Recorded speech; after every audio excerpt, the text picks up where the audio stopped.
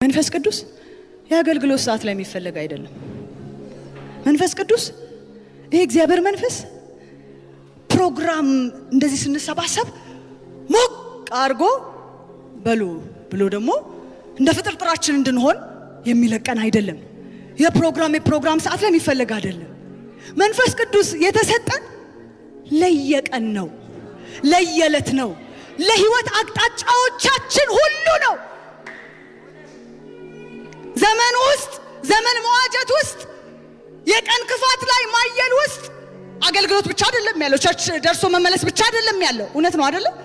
እሱ ብቻ አይደለም ያለው። ባልነት አለ፣ ሚስትነት አለ፣ ትዳር አለ፣ ቤት አለ፣ ወላጅነት አለ፣ ልጅነት አለ፣ ስራ አለ፣ የስራ ዓለም አለ፣ የትምህርት ዓለም አለ።